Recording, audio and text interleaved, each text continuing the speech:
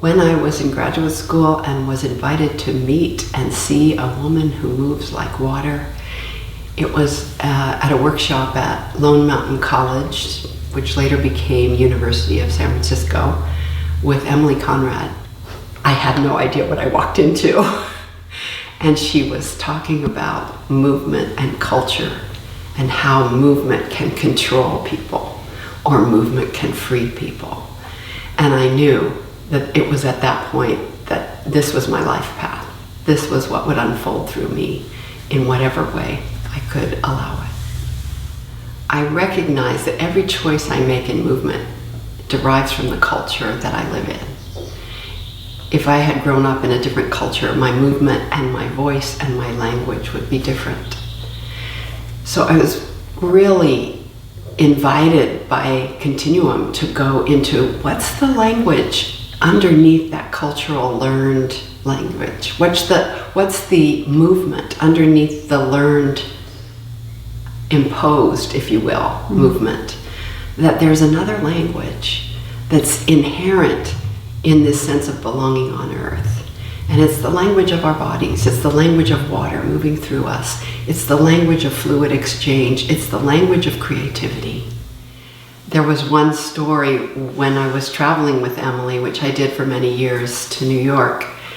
And she told a story, not really a story, but she made the comment that our greatest artists, our greatest art that we know on this planet, are mere droppings in the desert compared to the biological manifestation of the art in our bodies.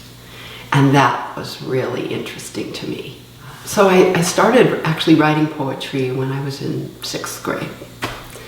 And it evolved into songs and outward expression.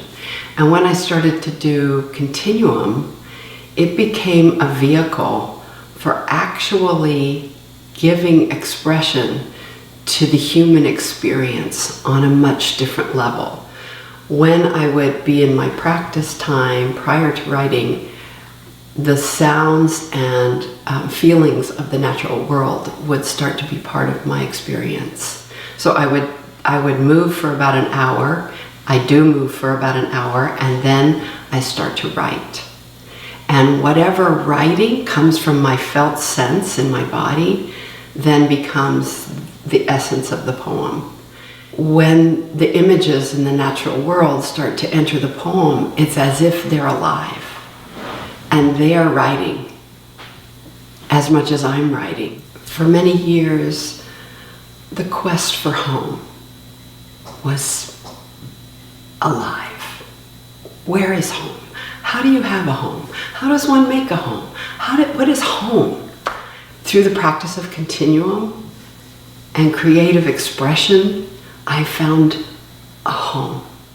I feel during these times that are so difficult that I have something underneath that is always present, that's allowing an expression of creativity to emerge in how I have a conversation, how I have a delightful meal.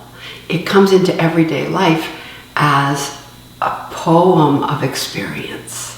So poetry becomes the whole way of living. It's not a thing that goes on paper. It's a way of living.